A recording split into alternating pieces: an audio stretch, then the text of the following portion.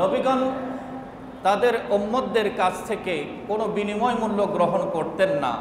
তারা যখন কোনো কিছু নিয়ে আগমন করতেন, কোনো কিছু তাদের সামনে মুখোমুখি হতো, তখন আম্বিয়া আলাইহিসসালাম বলছেন, ওয়ামা আসআলুকুম আলাইহি মিন আজরিন, হে আমাদের উম্মতেরা শুনে রাখো, আল্লাহর দ্বীনের তাবলীগের জন্য, দ্বীনের প্রচার প্রসারের জন্য আমি যে মেহনত করছি, যে কষ্ট কসরত করছি, এর জন্য তোমাদের কাছে কোনো বিনিময় চাই না।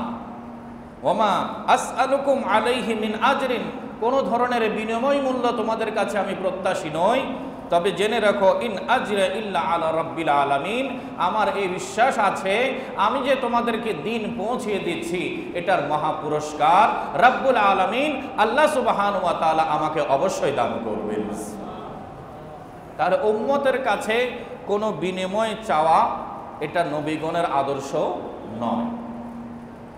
পবিত্র কোরআনে সূরা শুরা 23 নম্বর আয়াতে পাক আল্লাহ সুবহানাহু ওয়া তাআলা বলছেন, আই মাহবুব কুল, আপনি ইরশাদ করুন, জানিয়ে দিন আপনার উম্মতদেরকে, লা আসআলুকুম আলাইহি আজরা, দ্বীনের জন্য, ইসলামের জন্য আমি যে কষ্ট কসরত করেছি, আমি যে কোরবানি দিয়েছি, যে মেহনত করেছি, যে জুলুম নির্যাতনের শিকার হয়েছি, সেই জন্য আমি তোমাদের কাছে কোনো উজরত চাই না, কোনো বিনিময় চাই না।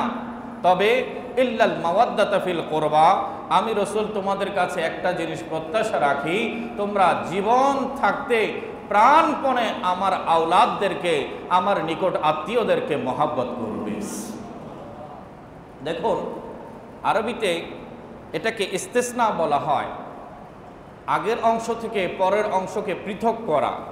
আর এই পৃথকীকরণটা হচ্ছে ইস্তিসনায়ে মুনকাতি, অর্থাৎ আগেরটার সাথে পরেরটার অংশগ্রহণ না হলো, তবে একটা অপরটি থেকে বিচ্ছিন্ন নয়।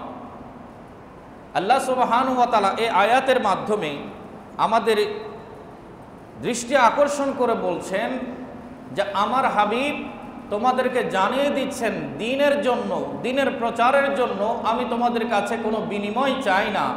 তবে বিনিময় ছাড়া যেভাবে আমার কথায় আল্লাহ মেনেছো, বিনিময় ছাড়া যেভাবে আমার কথায় দ্বীন গ্রহণ করেছো, বিনিময় ছাড়া, কোনো মূল্য দেয়া ছাড়া আমার উপর বিশ্বাস এনে ইসলামের অনুশাসনগুলো মেনে নিয়েছো, কোরআনকে মেনে নিয়েছো, আল্লাহর হুকুম আহকামকে মেনে নিয়েছো, অনুরূপ মেনে নাও যে তোমাদের জীবনে অবশ্যই অবশ্যই আমার আওলাদকে মহব্বত করতে হবে, আমার আওলাদকে মহব্বত করতে হবে, আমার প্রিয়জন, আমার নিকটাত্মীয়কে ভালোবাসতে হবে।